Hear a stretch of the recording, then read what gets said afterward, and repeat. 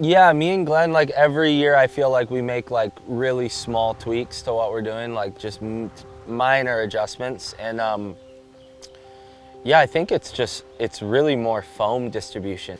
The boards work mental. Now it's like, okay, I want to be able to paddle at my best on this amount of leader. And, you know, with what we've kind of created and where we've put the foam on those boards, you know, I mean, everyone's trying to do it. I think John got really, like, what him and Pyzel did was, it was like recreating, but at the same time, everyone else has been doing this, you know? It's like we just want to paddle and ride better, which makes the board shorter and, you know, just changing the outline. So what me and Glenn have done over the last few years, I think have really turned these boards like absolutely magic. And I honestly think that I came into the situation after Mikala had done so much with Glenn, and I think Mikala was really like one of the people who was really pushing for like, how can we push harder in like barrel riding, which is like more slabby waves. Like we need to paddle faster on these shorter boards, and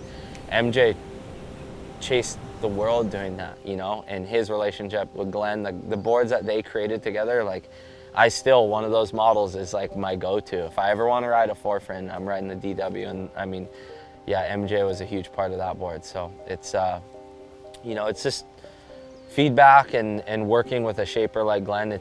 It's as a surfer, as a like professional surfer, like having somebody like that I can dial in equipment, that's like a dream scenario. Like I'm getting info to him on the daily, texting him, calling him, and we're just turning it around, popping another one out, and there we go, the board's on.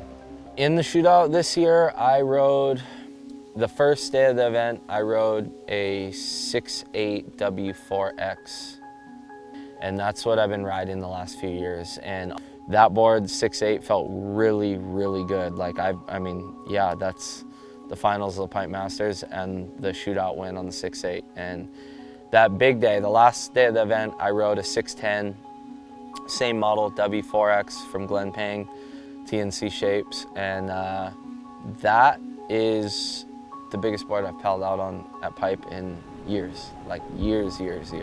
Actually, I've paddled out like on a bigger board here and there out to like a second reef day, but to paddle out like on a real Pipe day where it's firing or in an event, I haven't rode a 610 in, I don't know, I think over maybe around 10 years. So it was pretty cool to take out a big board. I was like, you know what, it's bigger, I want a big left, and I waited till there was 10 seconds left to go on that wave, and yeah, the nose did grab. It kind of like lifted me up as I was taking off on that wave, and the nose did like scoop a little bit of water, and I think I had enough weight on the back of my board where I pulled the nose out and I didn't actually purl and roll over, because that would have been a really bad place to fall. But yeah, the board felt really good as soon as it pushed through that chop.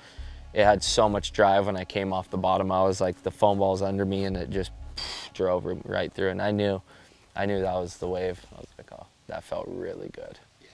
I'm riding Future fins. This is a new John template, a medium. A lot of people ask why I ride smaller fins on my big boards rather than big fins like my short boards.